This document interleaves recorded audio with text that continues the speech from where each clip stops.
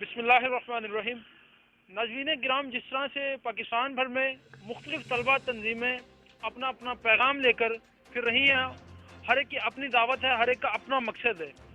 اسی طرح سے آج کے پروگرام میں ہمارے ساتھ موجود ہیں مسلم اسٹوڈنٹس آرگنائزیشن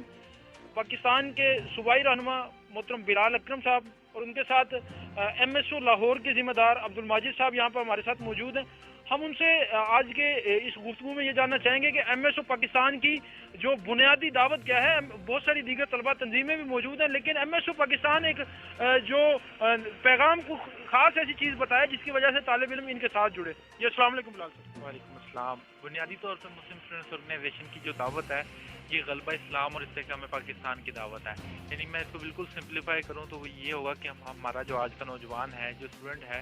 وہ اسلام اور پاکستان سے محبت کرنے والا بن جائے۔ اور مسلم اسٹوڈنٹس آرگنائزیشن دوسری جماعتوں سے جو ترہ امتیاز رکھتی ہے وہ یہ ہے کہ یہ بیک وقت مدارس میں بھی کام کر رہی ہے اور یونیورسٹیز میں بھی کام کر رہی ہے۔ جتنی ہماری طلبہ تنظیمیں ہیں وہ ایک وقت میں غلبہ اسلام کی طرف آگے قدم بڑھاتے ہیں۔ عبد الماجد بھائی، آپ بتائیے گا کہ آپ نے ایم ایس او پاکستان کا جو انتخاب کیا دیگر طلبہ تنظیموں کے ہوتے ہوئے، آپ کو کون سی ایسی چیز تھی جس کی وجہ سے آپ نے ایم ایس او پاکستان کا انتخاب کیا؟ بسم اللہ الرحمن الرحیم۔ ایم ایس او کا انتخاب اس لیے کیا کہ ایم ایس او نوجوانوں کو ایک نظریاتی سوچ دیتی ہے، اور اس سے بڑی کہ ملک پاکستان سے محبت سکھلاتی ہے اور اسلام سے محبت سکھلاتی ہے، اور ملا مسٹر کی طبقاتی تفریق کا خاتمہ چاہتی ہے اور یکساں تعلیمی نظام چاہتی ہے۔ اس وجہ سے ہم نے ایم ایس او کو جوائن کیا۔ اچھا بلال بھائی، آپ بتائیے گا کہ ایم ایس او پاکستان کے یہ دعوت تو ہے کہ غلبہ اسلام بھی ہو، استحکام پاکستان بھی ہو، اور اس کے ساتھ ساتھ طبقاتی تفریق کا خاتمہ بھی ہو۔ اس کے لیے آپ میدان عمل کے اندر کام بھی کر رہے ہیں، آپ نے کالج یونیورسٹیز کے نوجوانوں کو اکٹھا بھی کیا ہوا ہے، لیکن دوسری جانب جہاں پر آپ یکساں نصاب تعلیم کی بات کرتے ہیں تو وہ کس طرح سے ممکن ہوگا؟ یکساں نصاب تعلیم یہ پاکستان میں تعلیمی حلقے میں ایک بہت بڑا مسئلہ ہے کہ پاکستان میں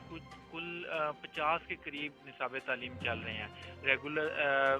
سرکاری نصاب تعلیم اور ہے، لیکن ہاؤس کا اور ہے، مدارس کا اور ہے، اور ہر بڑے اسکول نے اپنا الگ نصاب بنایا ہوا ہے۔ یہ وہ بڑا مسئلہ ہے جس سے مطلب ایک ہی ٹائم اور ایک ہی اتنا وقت لگانے پر ایک طالب علم جو ہے وہ افسر بن جاتا ہے، اور ایک طالب علم بہت سی ڈگریاں لینے کے بعد کوئی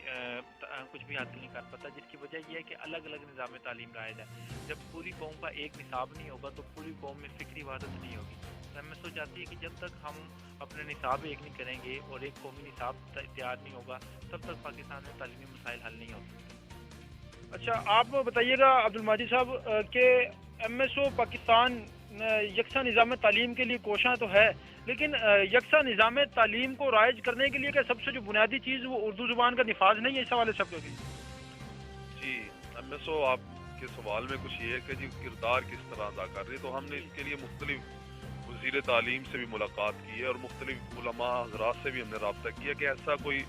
نظام لایا جائے تاکہ یکساں تعلیمی نظام ہو۔ اس کے لیے ایم ایس او اسٹرگل کر رہی ہے اور انشاءاللہ آنے والے وقت میں آپ نتائج دیکھیں گے۔